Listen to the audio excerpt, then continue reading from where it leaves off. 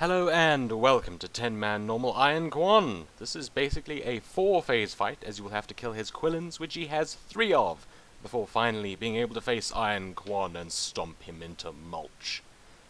Keep in mind that the boss will constantly put a debuff on the tank called Impale, so tank should swap the boss, and we found about 2 stacks seemed to be right, but we just taunted when our stacks were gone.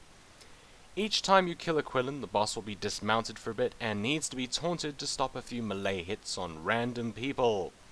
So, the first Quillin is all about fire. He will throw his spear, and when it lands it will create lines of fire which need to be avoided. Ever hear the phrase, "don't stand in the fire"? Yeah, it still applies here. Now, before you engage the boss, you will want to have at least 2 groups of 3 players on either side. This is because if the boss reaches max energy, he starts nuking your raid for unhealable damage. So in order to stop him from reaching that point, you want to force him to spend his energy. To do this, you will need 2 groups of 3 or more players. One group will stack up while the other group spreads out, and then the other group will stack while the other one is spread. And they will keep doing this again and again and again until you've finished off this Quillin. Now, the ability he uses on the stacked players is called Unleashed Flame, and it deals damage spread amongst the players that are stacked, and each hit from this applies a stacking debuff increasing fire damage taken.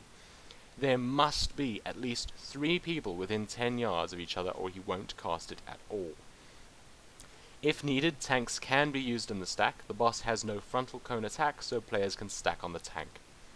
Once you've taken down the first Quillin, it's on to the next, who is all about wind and lightning. The boss still has a spear throw, this time with lines of lightning.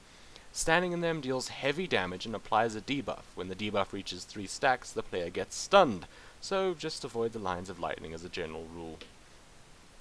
The boss will also put storm clouds above players with arcing lightning, which deals damage to players around the storm cloud. The storm cloud also stuns the player it is on and absorbs all healing. This cannot be dispelled, but a player can run up to the storm cloud and click it in order to free the stunned person. So as soon as somebody is targeted by arcing lightning, they need to be freed. The boss will also use Windstorm, which sucks you into the middle of a tornado fest. We found having a warlock portal going to the back of the room where there's a safe zone really helpful. So you still need to be careful, as the tornadoes can nab you in midair, so it does need to be timed. The tornadoes just circle you, so they are quite predictable and can be avoided while running to the other side. Keep in mind that damage and healing is reduced while in the tornado zone, so get to the other side as fast as possible and heal up. After 20 seconds, the boss will land and most of the tornadoes will go away, though some will linger and you should stay away from them. Once you take the wind out of this Quillin's sails, so to speak, it's on to the next, which is into Frost and Magic. This one will reflect 10% of all damage back at the raid, so the damage can be quite intense. The boss will also use Dead Zone, which creates 2 shields that prevent damage from that side, so you will need to go to an unshielded side.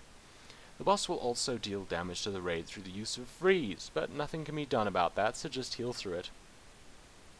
This time, the spear throw creates lines of frost that deal damage and apply a stacking slow debuff, as well as reducing casting speed, so just avoid them.